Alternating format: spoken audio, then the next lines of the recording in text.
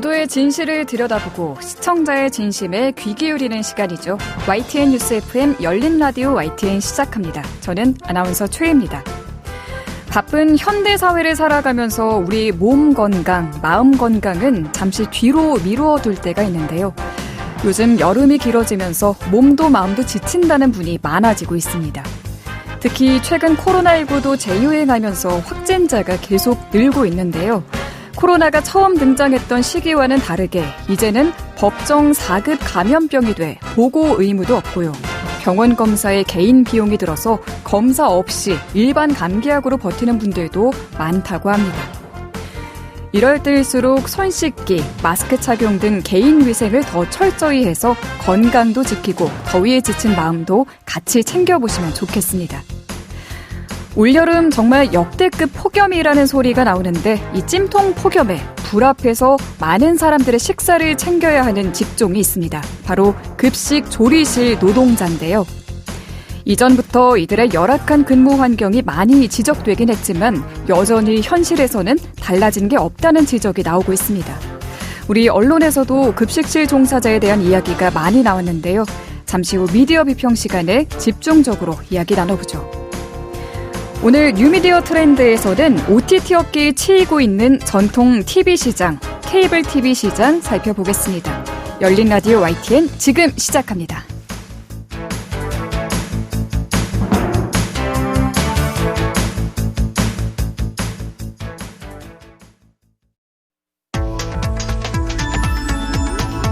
미디어가 전하는 이슈에 대한 다양한 분석과 팩트체크까지 바로 보고 뒤집어보고 꼭꼭 씹어보기 위한 미디어 비평 프로그램 열린 라디오 YTN.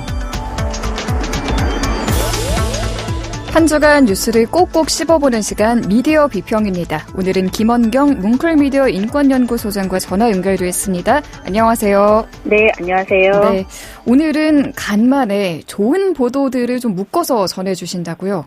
네네. 제가 원래 미디어 인권연구소 뭉클로 일하기 시작하면서 이제는 뭔가 보도를 지적하는 것보다는 좋은 보도, 뭉클한 보도를 묶어서 큐레이션하는 그런 일을 하고 싶다라고 말했는데요.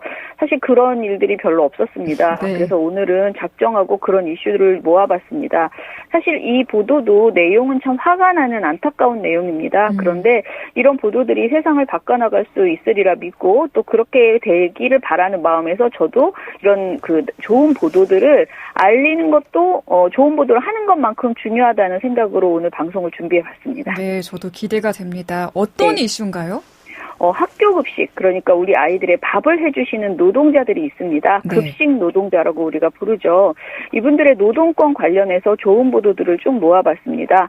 이 이슈를 보기 시작한 이유는요. 최근에 한겨레 21에서 집중 보도한 한 보도 때문인데요. 경력 10년인 서울의 과밀초등학교의 또 영양교사께서 학부모로부터 이런 이야기를 들었다고 합니다. 제가 한번 읽어볼게요. 네. 학부모가 전화로 선생님, 이런 식으로 하면 국민신문고에 신고하겠다라고 이렇게 화를 냅니다. 학원 가면 면은 빨리 배고파지는데 왜 면을 줬냐고, 흰밥도 같이 제공했다고 하니까 면 주면 누가 밥 먹어요? 이렇게 또 화를 냅니다. 식재료 반출한 거 아니냐, 돈 어디다 쓰는 거 아니냐, 방사는 불안한데 수산물 왜 썼냐고 교장실 찾아가겠다고 하고, 대량 급식은 맛이 떨어질 수밖에 없는데 1,500명 입맛이 다 다르니까 저희는 늘 죄인입니다. 급식 만족도 조산 날은 폭언 때문에 펑펑 울어요. 머리 좀 쓰면서 일하세요. 식중독으로 신고하려다 참았다. 애가 맛이 없단다. 저는 정신과 다니면서 우울증약 먹고 병가도 냈거든요. 이런 이야기를 하십니다. 우리가 작년이었죠. 교사들이 네. 학부모의 각종 민원으로 엄청난 고통을 받고 있다는 걸 경험했는데 이게 급식 노동자, 영양교사, 영양사분들도 예외는 아니었네요. 그렇죠. 우리 아이들의 밥을 해주시는 이 급식 노동자님들은 보통 우리가 여사님이라고 많이 불리더라고요. 왜냐면 연배가 이제 아주 젊으신 분들이 보통 40대고요. 50대 이상의 연배들이 많으세요. 그러다 보니까 이제 존중하는 의미로 여사님이라고 부르기는 하는데 사실 존중하는 태도는 거의 없는 것 같습니다. 이분들은 이렇게 정신적으로 괴롭히지 않아도 너무너무 위험하고 괴로운 노동 환경에서 우리 아이들의 먹을거리를 담당해 주시고 있습니다. 처우는 열악하고 일은 고되고 위험한데 또 정신적으로 저런 갑질을 당한다고 하니까 일터에서 떠나는 사람이 늘어나고 있고요. 그러다 보니 또 충원은 되지 않고 있더라고요. 이 내용은 한겨레 20일에서 보도한 것인데 네. 기자가 지난 7월 30일에 보도된 것인데 이 기자가요. 학교 급식 현장을 진짜 왜 사람들이 떠나는지 직접 확인해보기 위해서 서울 서대문구의 한 과밀초등학교와 서초구의 한 과밀초등학교에 직접 취업을 해본 거예요. 그러니까 조리실무사 1일 대체 근로자로 일을 해봤대요. 그래서 현장을 체험 관찰 취재를 했다고 합니다. 네. 만약에 취재 허락을 받은 뒤에 현장에서 근무를 하게 되면 업무상 배려를 받거나 실체를 제대로 확인할 수 없는 한계가 있을 것 같아서 기자임을 밝히지 않고 일종의 위장 취업이라고 볼 수 있죠. 그렇게 이제 취업을 해서 취재를 한 것입니다. 그러다 보니 기자가 정말 고생을 많이 한 것으로 보여요. 이 글을 보면은 네. 그러니까 생생하게 정말 초보로 일을 했으니까 얼마나 더 힘들었겠어요. 그렇게 생생한 고생한 이야기들이 들어 있습니다. 위장 취업을 해서 취재를 어렵게 한 거군요. 네네. 그렇게 해서 기자가 직접 경험한 이야기 전해주실까요?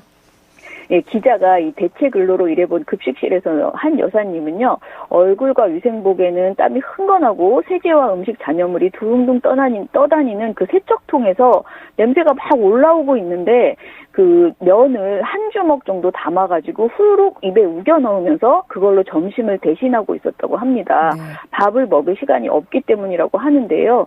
물론 식사 시간이 따로 있기는 하대요. 그런데 그때까지 한참 지나야 하니까 사실은 이제 그때까지 그 이전에는 밥을 먹을 시간이 없는 거예요. 네. 그리고 이들은 모든 급식이 끝난 후에 학생과 교사들이 먹고 남은 음식들을 먹게 된다고 합니다. 그런데도 학부모들의 민원에 입길이 오를까봐 눈치까지 보면서 먹어야 하고요. 학생들에게 배식에 불만이 생기면 급식 노동자들이 자신들 먹으려고 음식을 빼돌리기라도 한 것처럼 그렇게 민원이 막 생기곤 한다고 합니다. 그러다 보니까 먹는 것에 굉장히 좀 서러움 같은 게 이런 게 생긴다고 해요. 네. 그리고 여사님들의 노동 강도가 정말 엄청난데요. 출근 시간은 아침 7시 30분 정도고 일을 시작한 지 10분만 지나도 속옷까지 땀에 다 젖기 때문에 이 작업복이라고 하는 이 위생복 안에는 아무것도 입지 말라라고 한답니다. 네. 장화를 신고 장갑, 토시, 위생모, 앞치마를 착용을 하고요. 이렇게 기본적으로 더위와의 싸움은 정말 완전 기본이고요. 워낙 대량의 식사를 준비하게 되기 때문에 우리가 생각하기에 간단한 음식이라고 생각하지만 그 양이 워낙 많잖아요. 네. 그러니까 모든 과정이 다 노동 강도가 높아지는 겁니다. 예를 들어서 소스를 만드는 것, 그거 되게 간단해 보이지만은 인천대 노동과학연구소 장한석 연구원이 쓴 학교 급식실 노동자 작업 조건 실태 및 육체적 작업부와 평가 보고서를 보면요. 이 급식실에서 소스를 만드는 건 하나만 보더라도 아래가 눌러붙지 않게 골고루 잘 저어주는 그 삽질의 노동 강도가 시속 8km를 달리는 고강도 운동보다 세고요. 그리고 장비 착용 상태에서 호스를 운반하거나 벽을 허무는 소방관의 노동에 약간 못 미치는 정도라고 합니다. 네. 그러니까 굉장히 고강도 그런 그러니까 노동이라고 볼 수 있고요. 이렇게 고된 일을 하고 계신데 이들이 이제 물이라도 좀 시원한 물을 마실 수 있으면 좋은데 네. 급식실 내에 시원한 물을 마실 수 있는 그러니까 냉수 정수기가 없는 경우가 대부분이래요. 아주 간혹가다 정말 요청을 해서 학교에서 예산이 허용되면은 사주는 곳이 있기는 한데 네. 대부분 없다고 합니다. 그래서 수돗물을 끓여서 아침에 출근해서 이제 끓여서 식혀가지고 그거를 드신다고 합니다. 이거 그냥 사드리면 되는데 이게 예산이 왜 안 되나 이런 생각이 막 드는데 저는 한마디로 거기까지는 어떤 생각이 안 미치는 건 아닌가 이런 생각이 들었어요. 한마디로 극한 직업이다 이런 생각이 들었습니다. 네, 영양사나 영양교사, 조리사분들을 보호할 조치는 전혀 없는 건가요? 지금 한겨레 20일 보도가 이게 최근 보도거든요. 그런데 한겨레 20일 보도에 따르면 없는 것 같습니다. 왜냐하면 이 보도에서는 학부모가 학교 급식실에 민원을 넣는 방법은 너무 쉽다고 합니다. 그냥 학교 전화번호로 전화를 하면 다 알려준다고 하고요. 급식실로 그냥 돌려준다고 하고요. 지역 커뮤니티나 맘카페에서도 어렵지 않게 교육청 급식 담당자 연락처에 더해서 그 민원을 넣는 방법이나 학교 급식에 대한 여론을 조성하는 글을 찾아볼 수 있다고 해요. 안희정 서울 중등 영양교사회 회장의 인터뷰 내용을 보면 정말 우리가 고민해야 할 그 지점을 많이 말씀하시는데요. 이렇게 얘기해요. 10년 전에 비해서 정말 많은 요구가 생겼습니다. 음식물 쓰레기를 줄이면서 채식을 도입하면서 학부모와 소통하면서 가공품 말고 수제로 만들어서 아이들의 건강권을 챙겨주면서 입맛을 잘 만족시키면서 상반된 이야기들을 한꺼번에 요구하죠. 이렇게 말씀하시거든요. 그러니까 정말 입이 1000개면 1000개의 요구가 나오는 것 같아요. 한 초등학교 경력 20년 이상의 영양교사의 말씀도 그야말로 뼈 때리는 지적인데요.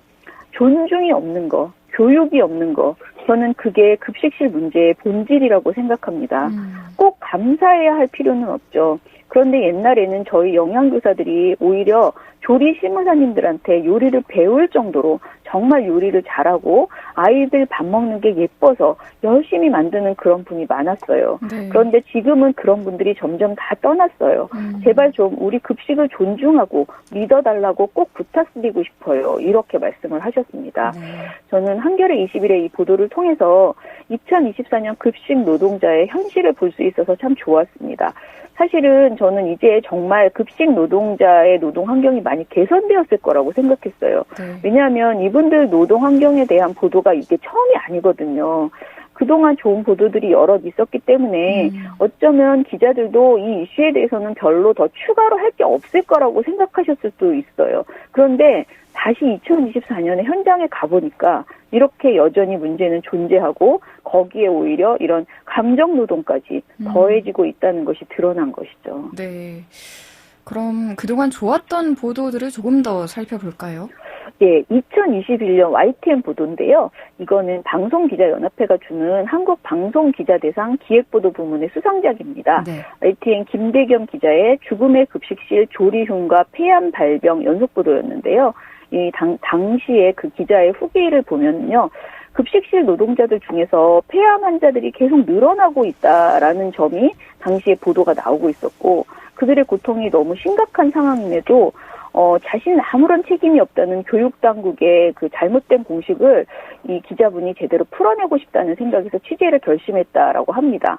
2021년 2월에 마침 근로복지공단이 폐암에 걸려서 숨진 50대 노동자에 대해서 이제 급식 노동자예요. 이분에 대해서 처음으로 산업재해를 인정했었고 폐암 발병 원인으로 열악한 급식실 환경과 조리흉이라는 발암 물질이 지목된 점에 주목을 했습니다. 이 조리흉이란 것은 기름을 이용한 고온의 조리 과정에서 나오는 나노미터 크기의 미세한 입자의 발암 물질을 말합니다.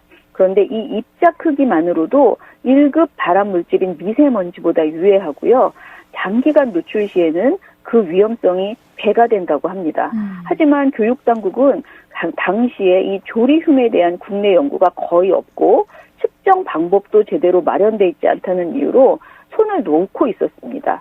급식실 조리 과정에서 조리흉이 발생한다는 사실을 입증하기 위해서 YTN에서는 전문 업체를 섭외해서 정밀 측정을 진행했어요. 그래서 실험 결과 초미세 입자 크기의 기름 분진이 기준치보다 18배 이상 높게 나오는 것을 이렇게 촬영을 했고요. 네. 조리흉의 핵심 구성 물질인 초미세 기름 분진을 측정해냄으로써 조리흉의 발생 사실을 간접적으로 입증해낼 수 있었습니다.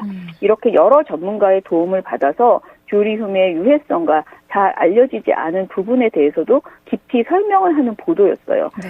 부족한 부분은 여러 해외 논문들을 찾아서 또 보충하기도 했습니다. 코로나19를 이유로 절대 공개하지 않았던 급식실의 내부 환경, 노동자들로부터 그 받은 영상 제보 이런 것들을 받아서 열악한 급식 환경을 낱낱이 보도하는 그런 보도였어요.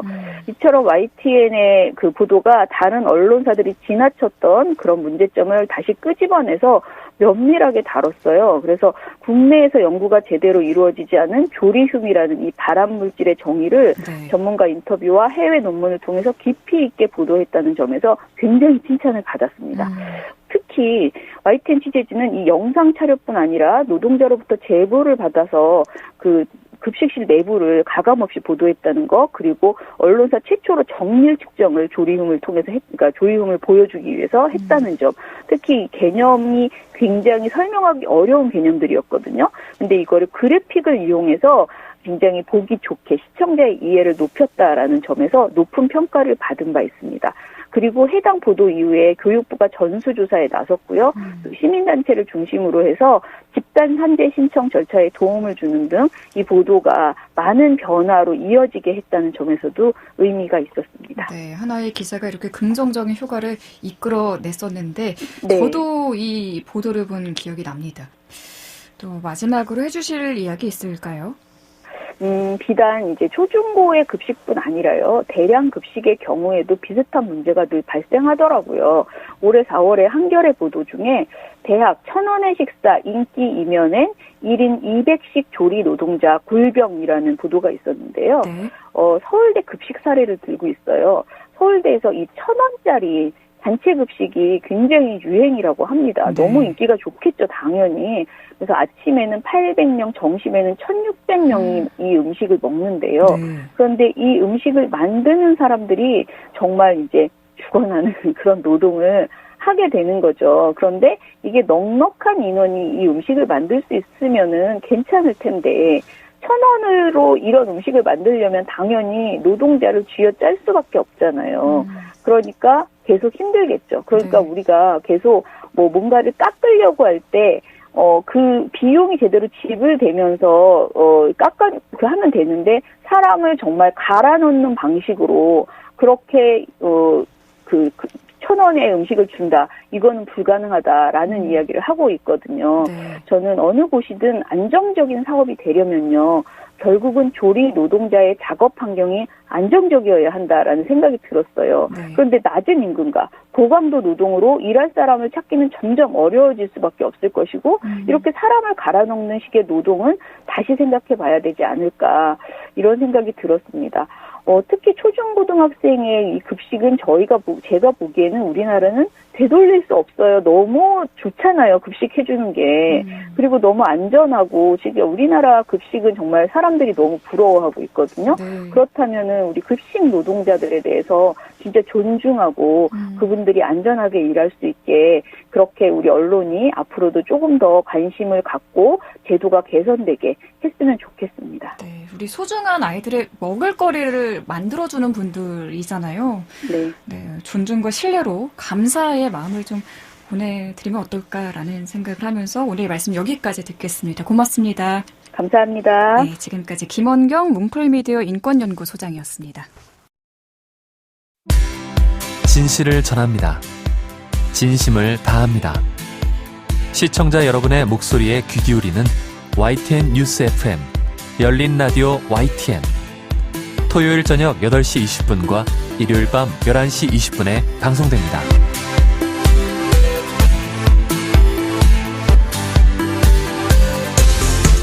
네, 이번에는 YTN 라디오 프로그램들을 모니터링하고 평가해 보겠습니다. 오늘은 박채린 시청자 평가원과 만나보죠. 안녕하십니까? 네, 안녕하세요. 네, 이번 주에는 어떤 프로그램 모니터링 하셨나요? 네, 이번 주에는 매주 평일 오후 1시 15분부터 3시까지 방송하는 이익선 최수영의 이슈앤피플을 들었습니다. 모니터 기간은 8월 5일부터 16일까지 총 2주간입니다. 네, 어떤 점 먼저 짚어볼까요? 네, 사건을 명명할 때 객관성이 부족했다는 점을 짚고 싶습니다. 지난 8월 5일 휘핑뉴스 코너에서는 검찰이 야권 인사와 언론인을 대상으로 대규모 통신조회를 했다는 소식을 전했는데요. 예. 이때 검찰이 대선 개입 여론조작 의혹이라는 사건을 수사하면서 이 조사가 이루어졌다고 했습니다. 여기서 짚어봐야 할 부분은 대선 개입 여론조작 의혹이라는 사건의 명명이 객관적인지 그리고 현재의 상황을 충분히 반영하고 있는지 여부입니다. 이러한 명명에 깔린 전제를 보면요.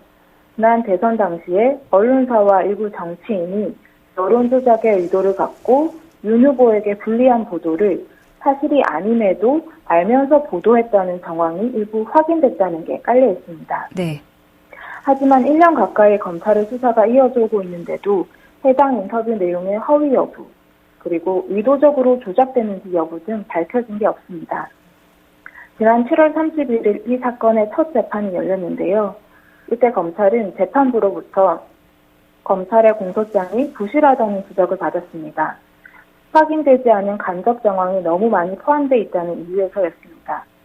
즉 1년이 걸려 내놓은 공소장에 대선 개입으로 볼만한 합리적인 의심의 증거를 적지 못했다는 것입니다. 네. 그럼에도 대다수 언론은 여전히 대선 개입 여론조작 의혹이라고 보도하고 있는데요. 검찰이 수사팀 이름을 그렇게 지어서 언론도 검찰의 명령을 그대로 따라간 걸로 보입니다. 반면 극소수이지만 이 사건에 대해서 신중하게 명명한 매체도 있습니다. 이들은 윤 후보 관련 보도에 의한 명예훼손 사건 혹은 김만배 신앙림 녹취록 보도에 대한 수사라고 이 사건을 부르고 있습니다.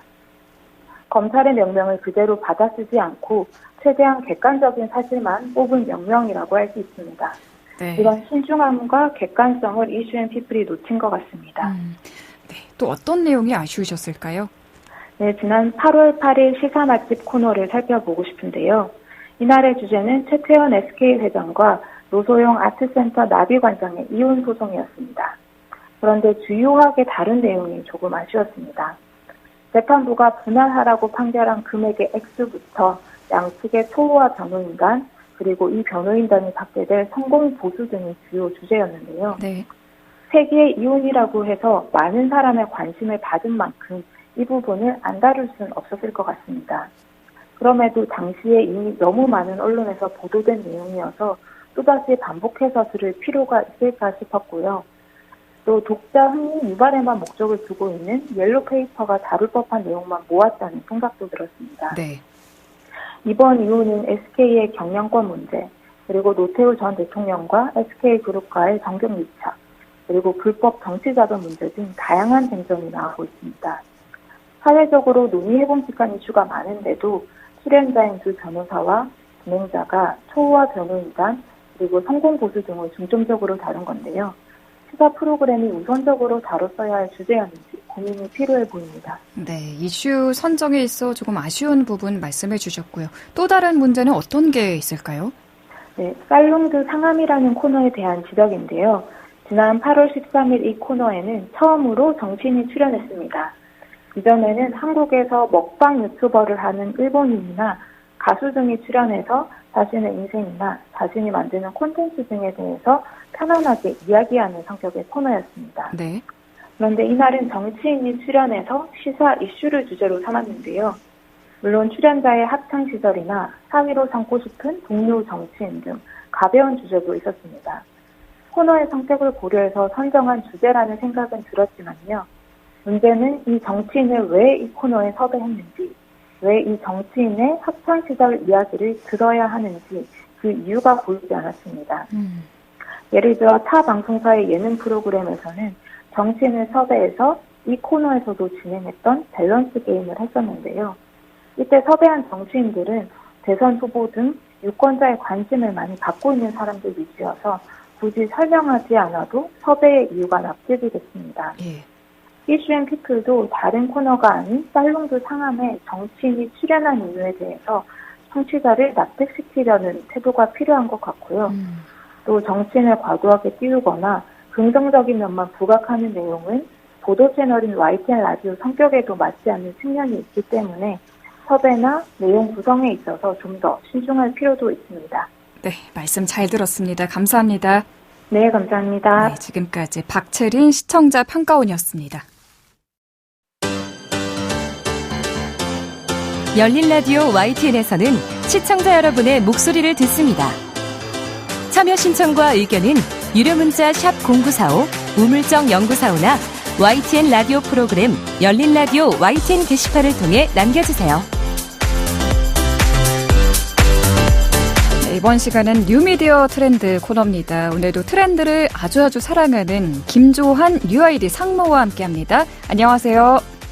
안녕하세요. 네, 상무님 오늘은 TV 시장에 대해 이야기 나눠보려고 하는데요. 상무님은 TV 자주 보시나요? 네, 저도 약간 TV 미디어를 너무 좋아하다 보니까 네. 예, 작은 화면보다는 여전히 TV 쪽을 좀 선호하는 편입니다. TV도 많이 보시는군요. 그런데 네. 사실 요즘 TV보다는 OTT를 보는 분들이 워낙 많아져서 TV 시장에 밀렸다, 침체에 빠졌다 이런 이야기가 많더라고요. 그래서 각 TV 제조사들이 OS 경쟁이 치열해지고 있다는데 이 OS라는 게 어떤 개념으로 이해하면 될까요? 저희가 그 핸드폰을 쓸 때도 OS가 다르다 뭐 이런 얘기들을 하잖아요. 모바일 폰에서도. 네. 뭐 삼성 갤럭시 같은 경우는 안드로이드 OS. 그다음에 우리가 많이 쓰고 있는 아이폰 같은 경우는 뭐 iOS라는 OS를 쓰는데 결국에 이제 운영 체제를 얘기를 하는 거고요. 네. 네, 스마트 TV가 어떤 방식으로 동작하느냐, 그리고 다양한 앱과 콘텐츠, 또 앱스토어가 또 그 각각의 운영 체제마다 별도로 존재하기 때문에 그것들을 좀 구분하는 개념으로도 많이 하고 그 OS를 가지고 또 이제 다른 TV 제조사들한테 운영 체계를 판매하는 뭐 다양한 일들이 벌어지고 있어요. 그래서 요즘에는 이제 삼성 같은 경우 타이젠, LG 같은 경우 웹OS가 국내 대표적인 제조회사의 OS인데요. 이게 이 전쟁이 아주 치열합니다. 그렇군요. 그러면은 TV OS에는 어떤 플랫폼들이 있나요? 소개 좀 해주세요. 네, 방금 말씀드린 것처럼 국내에는 타이젠과 삼성의 타이젠, 그리고 LG의 웹OS, 그리고 구글에는 이제 구글 TV가 있고요. 네. 그리고 최근에 삼성, LG와 큰 경쟁을 하고 있는 중국 회사들도 있어요. TCL이라는 회사도 있고, 하이센스라는 회사도 있는데, 하이센스 같은 경우는 비다라는 OS를 가지고 있고요. 네. TCL은 자체 OS보다는 구글과 그다음 로쿠, 다양한 이 서드파티의 OS들을 사용을 하고 있습니다. 삼성은 타이젠, LG는 웹OS, 구글은 구글 TV 등등 말씀해 주셨는데 삼성 타이젠을 보면 페스트에 집중하면서 글로벌로 유통 판로를 확대하고 있다고 하더라고요. 페스트가 광고를 보는 대신 구독료를 내지 않고 무료로 콘텐츠를 볼 수 있는 서비스잖아요. 일종의 무료 OTT인 셈인데 이렇게 무료 방송 채널을 공략하고 있는 이유가 뭘까요? 결국에는 이 무료라는 거는 굉장히 소비자들의 그 진입 허들을 낮춰주는 역할을 하거든요. 근데 결국에는 이 페스트라고 하는 거에 약자의 그 의미가 담겨 있는데요. 네. 페스트는 Free Ad Supported Streaming TV라고 해서 무료지만 광고 기반의 스트리밍하는 TV다 이런 뜻이에요. 그래서 그 우리가 최근에 뭐 넷플릭스든 뭐 티빙이든 광고를 이제 도입하면서 그 단가를 이제 소비자 가격을 낮추었던 일들이 있잖아요. 네네. 아예 이 페스트 같은 경우는 고객들한테 돈을 받지 않는 대신에 광고주들한테 돈을 받고 서비스를 하는 겁니다. 결국에는 이 페스트 서비스를 많이 쓰게 되면 삼성이나 뭐 이제 삼성 같은 경우는 광고 수익을 얻게 되는 거고요. 이 광고 수익이 작년에 뭐 정확하게 알려지진 않았지만 굉장히 막대한 금액을 벌었다고 하고 그래서 이제 뭐 타이젠 OS에서 삼성 TV 플러스라고 하는 패스트 플랫폼이 있고요. 미국에서는 가장 또 큰 매출을 내고 있는 패스트 플랫폼이기도 합니다. 그리고 이 삼성 타이젠 OS가 TV에만 있는 게 아니라 그 요즘에는 냉장고라고 하는 냉장고나 뭐 이렇게 약간 다양한 기기에도 들어가면서 최근에 패밀리 허브라는 기기도 있는데요. 냉장고에서도 TV를 볼 수 있어요. 패스트라는 방송을 삼성의 기기에서는 뭐 이런 것들을 다양하게 확대하고 있고 심지어 그 패스트와 그다음에 삼성 타이젠 OS 같은 경우는 삼성 기기뿐만 아니라 유럽의 명품 TV 제조사예요. 로에베라는 TV 제조사가 있는데 거기다가도 공급을 하면서 이 OS 자체를 퍼뜨리면서 광고 수익을 또 얻게 되는 이런 거에서 좀 VD 사업부의 수익에 상당한 기여를 하고 있다고 합니다. 네, 페스트가 결국 광고 수익으로 이어지는 거네요. 네, 지금 네. 삼성 같은 경우는 2억 7천만 대의 기기가 매일같이 광고를 볼 수 있는 기기로 이렇게 변모를 한 거예요. 그래서 예전에는 TV 한 대를 팔면 얼마의 수익을 얻고 끝나는 거였지만 이제는 네. 그 TV가 매일같이 돈을 벌어주는 기계로 바뀌는 겁니다. 와, 그렇군요.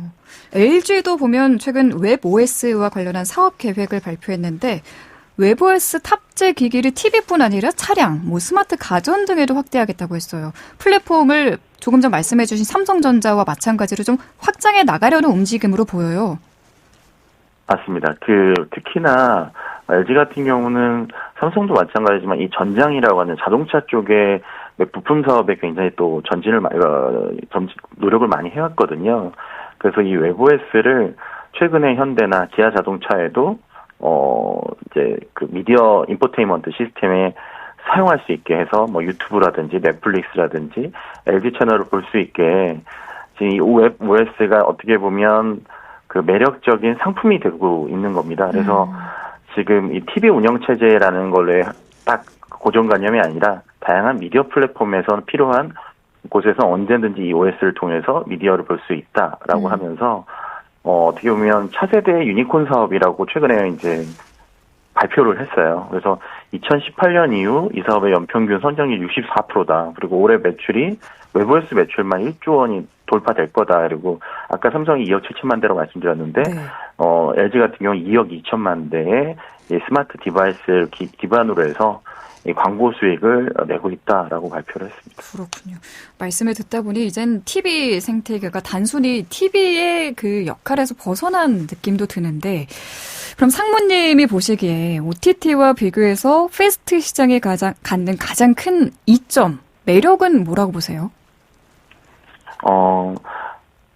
패스트 시장의 가장 큰 이점은 우리가 얘기한 어떤 브랜드의 서비스를 이용한다는 거에 대해서 이제 사람들이 호불호가 있잖아요. 예를 들면 뭐 나는 넷플릭스를 왜 써, 난 TV는 왜 써, 뭐 이렇게 하는데 이 TV 제조사에서 만드는 패스트 서비스는 뭐 물론 LG 채널이나 삼성 TV 플러스라는 브랜드가 있지만 소비자들이 그거를 인지하지 않고 실시간 방송처럼 경험을 한다는 게 특징입니다. 그리고 무료다 보니까 뭐 설치나 뭐 내가 가입이라든지 로그인 같은 게 전혀 필요 없고 누구나 손쉽게 볼 수 있다는 거고요. 특히나 이제 뉴스 채널들이 기본적으로 몇 개가 있어요.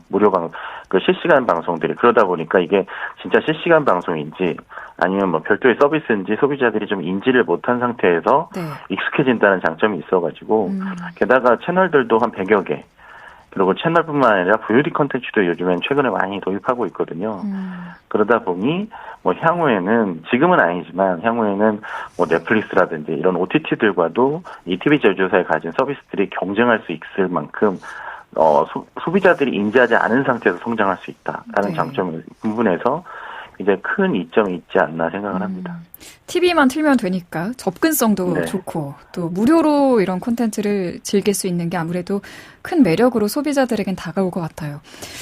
아직 OS 시장이 초기라 누가 시장 선두를 주도할지 더 지켜봐야 할 것 같은데 소비자가 OTT보다 OS 시장을 더 찾게 하기 위해서는 어떤 전략이 필요하다고 보시나요? 결국에는 사용하기 편한, 예를 들면 뭐 아무리 패스트 서비스가 있더라도 넷플릭스나 유튜브나 이런 서비스들을 또 당연히 써야 되잖아요. 그런 서비스들이 손쉽게 사용할 수 있고 빠르게 실행되고 네. 콘텐츠를 빠르게 검색하고 그러다 보니까 최근에 AIOS라는 개념으로 해서 쉽게 뭐 말로 찾아준다든지 뭐 이렇게 어떻게 보면 콘텐츠에 대한 접근성을 더 쉽게 할 수 있는 것들에 대한 고민들을 많이 하고 있습니다. 게다가 이제 패스트에서도 많은 콘텐츠를 가져오면서 또 질 좋은 콘텐츠 그리고 좋은 화질 그리고 소비자들한테 뭔가 이제 계속 알림을 줄 수 있는 이런 부분들을 통해서 OS가 외부의 OTT 서비스 그리고 자체의 콘텐츠 이런 것들이 좀 잘 결합된 플랫폼을 찾으면 좋을 것 같고요. 국내 회사들은 워낙 잘하고 있어서 오히려 한국에서 다양한 다른 나라의 그런 어떤 TV 조사들이 쉽게 못 들어오는 것들이 또 이런 좋은 콘텐츠와 좋은 고객 경험들을 가지고 있어서가 아닌가 생각합니다. 네. OTT에 밀려서 힘을 못 쓰고 있는 시장 또 하나가 케이블 TV 시장인데요. 이 케이블 TV의 주요 수익원이 홈쇼핑이라고 하는데 요즘에는 TV로 보는 홈쇼핑보다는 모바일로 이 라이브 커머스를 보는 분들이 많아져서 어려움이 있지 않을까 싶은데 어떤가요? 기본적으로 사용자당 홈쇼핑 시청 시간이나 이런 거는 그렇게 줄진 않았는데 이제 중요한 거는 이제 기본적으로 시청하는 사람들 자체가 네. 케이블 TV 시청하는 사람 자체가 줄고 있는 것들이 자연히 이제 많은 사람들이 봐야 이제 홈쇼핑의 수익도 날 텐데 그런 부분들이 떨어지면서 악화되고 있는 것들은 사실이고요. 그러다 보니 이제 뭐 케이블은 IPTV나 이런 거에 비해서 VOD 서비스라든지 다양한 그 외부 서비스의 연동이나 이런 것들이 아직은 어려움이 많이 있다 보니까 네. 그런 거에서 많은 어려움을 겪고 있는 건 사실입니다. 알겠습니다. 오늘 말씀 여기까지 듣겠습니다. 감사합니다. 네, 감사합니다. 네, 지금까지 김조환 UID 상무였습니다. 열린 라디오 YTN 오늘 순서 여기까지입니다. 저희 프로그램은 YTN 라디오 홈페이지와 YTN 라디오 앱, 또 유튜브와 팟빵을 통해서도 다시 들으실 수 있습니다. 오늘 끝곡은 세미소닉의 클로징 타임 준비했고요. 저는 다음 주 이 시간에 다시 돌아오겠습니다. 아나운서 최희였습니다. 고맙습니다.